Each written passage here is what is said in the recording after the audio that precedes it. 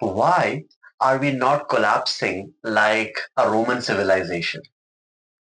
Why are we not coming to an abrupt end like the Ashokan dynasty? Even after World War One, World War Two, Cold War, recessions, we still survive as a common solidarity holding society. These questions are answered by Talcott Parsons. Who is Talcott Parsons? Where did he bring the contribution of explaining the different aspects of society, which makes you explain the AGIL concept, the theory of social action, and what are pattern variables? Hello, students. A very warm welcome to you once again.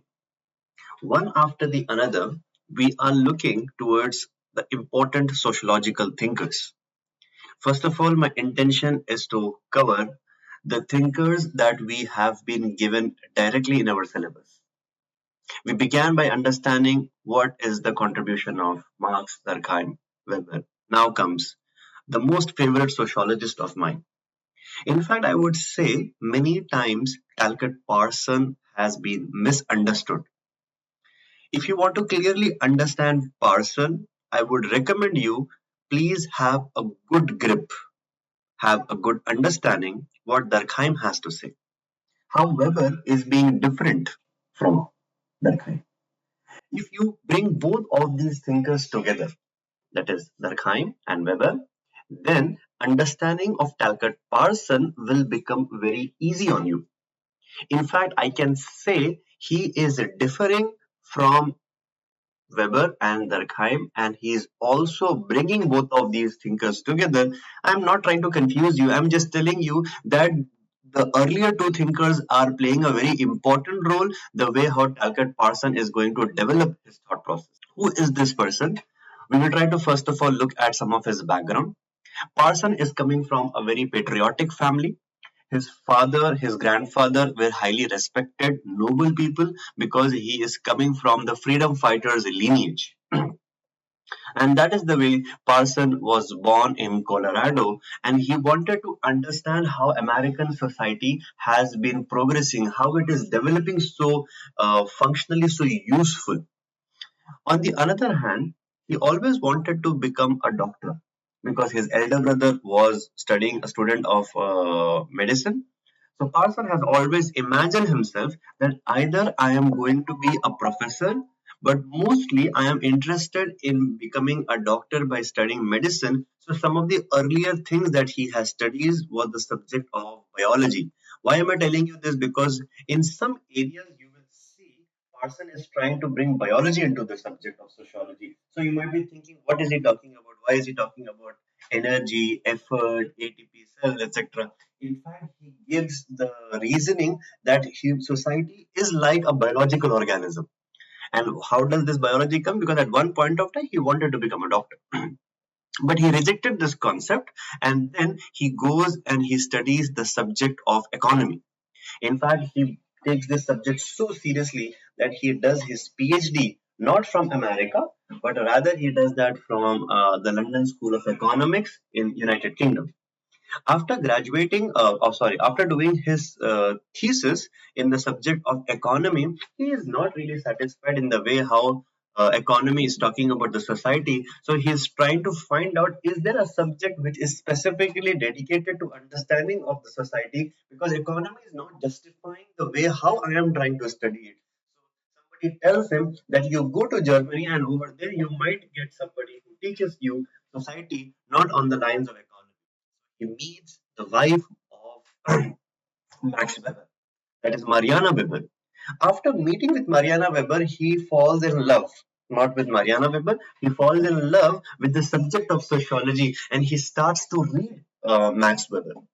And when he is getting familiar to the concept of sociological thought built by a Weberian perspective, he also studies Emile Durkheim. And after studying these two thinkers, I would say, after studying these two thinkers, Emile Durkheim, but before that, his inspiration is coming. He brings both of these concepts together. Together, we call that to be as the Parsonian framework.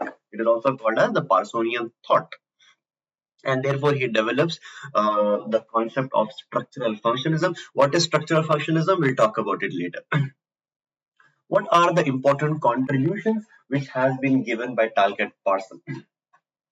If you look, that every thinker has brought one concept on the basis of which they want to explain what the society is. If you see Durkheim, he tries to study the society on the concept called as social fact. So if you understand social fact, you basically understand Durkheim. Same way, if you understand Weber, basically you're trying to understand the concept of social action. Weber talks about four different types of social actions: Zweig, word, effective, traditional social action. But Parson is trying to see that social action is basically coming in a form of a cluster. They are in a form of a constellation. It's like a group of stars, and this concept is called to be as the social action theory. Is this? This is considered to be as the fundamental subject matter that has been given by this person. What is this person name? Parson. So, if you want to understand what is this, he talks about social action theory, in which rather than telling that there are four types of social action, this person says there are three types of social action. And what are these social actions? These are basically in the form of systems. He's telling this is called as personality subsystems. One is called to be as the cultural subsystem, and then there is called to be a social subsystem. Why am I telling this? That this person is very much similar to Weber and Durkheim. He's telling that one social subsystem that I'm talking about has been dedicated to one. A person who thinks things like an individualistic, basically they are thinking like how Weber is trying to tell. So he associates Weberian's concept is more closer towards personality subsystems. But if a person is thinking on the behalf of society, basically they are thinking in the Durkheimian manner. So this concept of Durkheimian type of thinking is called to be as cultural subsystem. My system, which is social subsystem, is basically a mixture of this personality and the cultural subsystem, and this is called to be as Parsons' way of looking at the society. It's a mixture of both of them. This is called to be a subsystem. And every individual has always got two options. Either you associate yourself with personality subsystems, or you associate yourself with the concept of cultural subsystems.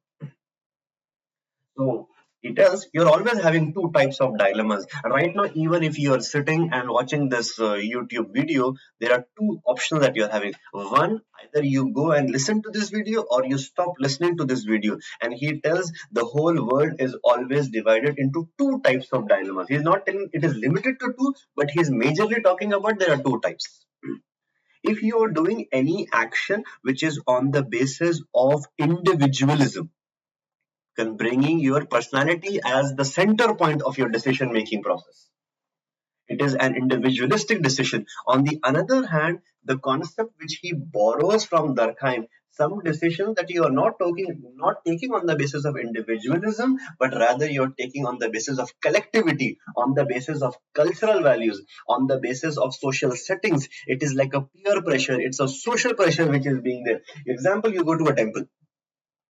Are you going to follow the rules and regulations? Even if you don't want to follow, you will be brought in such a situation where you follow the rules of temple, where you will follow the rules of a classroom, where you follow the rules of a traffic, you follow the rules of political system, you follow the rules of economic systems. Many decisions are not on the basis of individualism, but rather they are on the basis of collectivity. So these kinds of actions are associated with collectivism. So he talks, there are two basic variations which are there. This is the concept that he's talking about, which is called to be as pattern variables, and he brings a concept. Any concept which is associated with collectivism, he tells this is in a form of Gemeinschaft. If it is associated with individualism, this concept is called to be as Gesellschaft. He talks about different types of variations, and I have given this lecture. I have given a short form. These are different types of dilemmas. What are these dilemmas? These are goal attainment, orientation, relationships. You have got the judgments, and E is for emotion, effectivity, and effective neutralities. In my lecture series, I'm going to deal in detail about what is pattern variables. Two options are there in front of you. You select one. Either you go with Gemeinschaft or you go with Gesellschaft.